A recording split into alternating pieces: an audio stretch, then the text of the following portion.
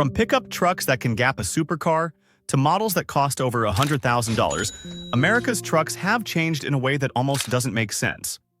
Once upon a time, they were the most basic vehicles on the road. No leather, no giant screens, just a bench seat and a bed for hauling stuff. But today, they've become luxury items. And somehow, people are still buying them. In this video, we're going to break down the story piece by piece and uncover exactly what caused this dramatic shift. We'll compare modern American trucks to the practical workhorses still used overseas, like tiny K-trucks and other simple haulers, and see how the electric revolution is reshaping the future of trucks. This is the story of how pickup trucks stopped being tools and became luxury toys. By the late 1980s and early 90s, automakers started noticing something. People were buying trucks not just for work, but for everyday life. And that gave manufacturers an idea. It seems these days folks are taking a new look at their priorities. With that in mind, Chevy brings you the roomiest full-size pickup ever made, so that family can come first and work second.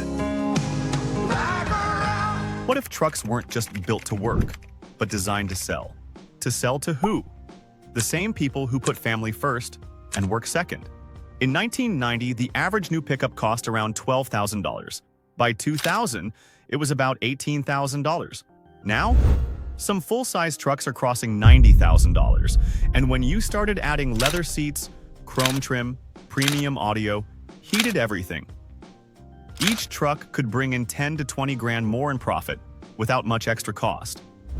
It was easy money. But here's the real kicker. Trucks and SUVs weren't even classified as passenger cars under US fuel economy laws. That meant they didn't have to meet the same strict standards as sedans. Automakers could make them bigger, heavier, more powerful, and they didn't get penalized. Even crash safety rules were more relaxed. So while sedans were squeezed by regulations and shrinking profits, trucks were a wide-open goldmine. Why sell a $14,000 sedan for a few hundred in profit, when you could sell a $40,000 truck and make thousands? The decision was obvious. Automakers went all in. They followed the money. And the pickup truck evolved from job site tool to rolling luxury. And the next step in that transformation? Marketing. Because once the money was there, the image had to follow. Once the money started flowing in, the marketing kicked into overdrive. Automakers began selling more than just trucks. They sold lifestyle, identity, power. This tactic actually has a name. It's called lifestyle marketing, or more specifically, emotional branding. Instead of selling the product's function, you sell how it makes people feel. You attach it to identity, values, even masculinity or freedom. Think about it. No one buys a Rolex just to tell the time. No one buys a Jeep just to get from A to B. It's not about what the product does, it's about what it represents. And that's exactly what happened with pickup trucks. You weren't just buying a truck. You were buying what it said about you. That you're tough, independent, in control. And it worked. The truck became a symbol of freedom and strength, even if it never left the pavement. Manufacturers created luxury trims with names like Platinum, Denali, King Ranch, and High Country. Names that sounded more like private resorts than work vehicles. Suddenly, the truck wasn't a tool, it was a trophy, and buyers loved it. Today, most trucks are sold in mid to high trims. These days, most trucks don't live on farms or job sites, they live in suburban driveways. And they don't tow trailers or haul lumber. They pick up groceries, drop kids off at school, sit in traffic on the way to office parks. Modern truck buyers care more about ride comfort than payload. They want quiet cabins, heated seats, Bluetooth, and parking sensors for a vehicle originally built to hit dirt roads. And guess what? The manufacturers know it. That's why even base model trucks come with touchscreen displays, alloy wheels, and advanced driver assist features. We've reached a point where some trucks are so big, they barely fit in standard parking spaces. But that's the trade-off: size, comfort, and presence over practicality. It's no longer about what the truck can do. It's about how it feels to drive one. And that shift has left some people behind. If you're finding this breakdown helpful, Leaving a like really helps the channel grow. And if you enjoy content like this, consider subscribing so you never miss the next deep dive. Not everyone is happy about where pickup trucks have ended up, because while they've become more luxurious, they've also become less accessible. The people trucks were originally made for, farmers, tradesmen, contractors, are being priced out of the very machines they helped make iconic. A true work truck used to cost under $20,000. Today, even the most basic full-size model can push $40,000 or more. And that's before you add four-wheel drive, towing packages, or upgraded engines. These are people who need their truck to work, not just to look good. They don't need a 12-inch touchscreen or massaging seats. They need durability, reliability, and repairability. But here's the problem. Modern trucks are overloaded with complex tech. Cameras, sensors, software, digital dashboards. And that comes at a price, not just financially, but practically. A mechanic used to be able to fix a truck with a wrench and a manual. Now, you need diagnostic tools, software access, and sometimes even a dealership to reset simple systems. For small business owners and workers, that adds cost, downtime, and frustration. Many feel like trucks are no longer for them. They're for people who want the image, not the utility. Even worse, some base models are being phased out altogether.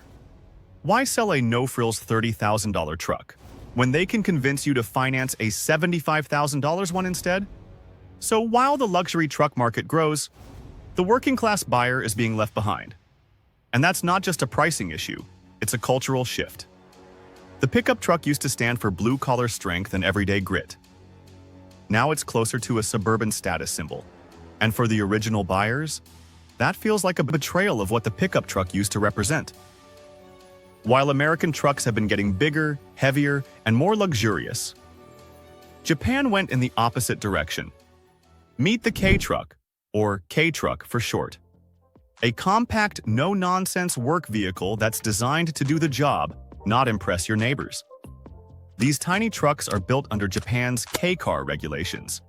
660cc engines, lightweight frames, great fuel economy, and just enough features to get things done. No chrome, no massaging seats, no 12-inch screens, just a steering wheel, a gear shift, and space for tools in the back. And here's the surprising part. These trucks are starting to gain traction in America. With full-size pickups pushing $60,000 to $90,000, some buyers are asking, why? People who just need a simple truck for hauling on a farm, moving tools, or running errands, are importing used K-trucks for a fraction of the cost. Many models go for under $10,000, even with four-wheel drive. And they're not just for show. Farmers, landscapers, small business owners, they're actually putting these mini trucks to work. They're easier to park, cheaper to insure, and in many states, street legal. For a growing number of Americans, K-trucks are more than just quirky imports. They're a quiet rebellion. A way to say, we don't need all the extra stuff, we just want a truck that works. In a way, these tiny Japanese trucks are carrying the spirit of what American pickups used to be. Affordable, simple, honest. No lifestyle marketing, no luxury tax. Just utility on four wheels. While the US turns trucks into luxury machines, in other parts of the world, trucks are still treated like tools. Take the Mitsubishi Canter, for example. This small commercial truck is a workhorse, common across Africa, Asia, and the Middle East. It's not flashy, it's not fast, but it's reliable as hell. You'll find Canters hauling construction materials, farm goods, and everything in between. Year after year, sometimes with over 500,000 kilometers on the clock. They're easy to maintain, cheap to run, and built to last. In countries where reliability matters more than brand image, that's what wins. And it's not just the Canter. You've got Toyota Dyna, Isuzu Elf, Nissan Atlas. Small trucks built for purpose, not prestige. Meanwhile, in the US, trucks are heading in the opposite direction. But not always. Enter the Slade electric pickup. Instead of chasing six-figure luxury, the Slade is aiming for something refreshingly different. An electric truck designed to be affordable. With a projected starting price of just $27,000, it offers something we rarely see anymore in the pickup world: value. Sure, it's electric and tech-forward, but it's also compact, minimal, and purpose-built. Aimed at small business owners, delivery drivers, and tradespeople, the Slade could mark a return to trucks that make sense, not just trucks that make a statement. So while the luxury trend still dominates, there might just be a few companies willing to flip the script. And as we head into the electric era, that brings us to the next chapter. So I was doing some research, right? And I had to stop for a second. Who is even buying these trucks? I mean, seriously, who is supposed to buy a $90,000 pickup truck? A truck. Not a supercar, not a luxury sedan. A truck. Let me give you some examples. The Ford F-150 Lightning starts at $57,000, but if you want the nice trims, it jumps to over $90,000. The Rivian R1T, around $73,000, and a fully loaded one can break $100,000. The GMC Hummer EV starts at $96,000, and the Edition 1 was over $110,000. Even the so-called affordable Tesla Cybertruck starts at $61,000, and the high-end Cyberbeast is also pushing $100,000. And just to be clear, I have nothing against the people who buy these trucks. I'm just looking at it from the perspective of someone who actually needs a truck to work. And at these prices, that's getting almost impossible. And here's the craziest part. For this kind of money, you could literally buy a Porsche 718 Cayman GTS 4.0, a proper mid-engine sports car, or even a BMW M4 Competition. How are these things even in the same league? It blows my mind. At this point, these aren't trucks for construction workers or farmers anymore. They're for people who want a flex machine, the kind of buyer who just wants to say, look at my truck, I made it. So now I want to ask you guys, what do you think about this? Would you ever spend this kind of money on a pickup truck? Or do you think trucks have completely lost their purpose? Drop your thoughts in the comments. I really want to hear your take on this. Because to me, it feels like trucks have gone from being tools to being luxury toys.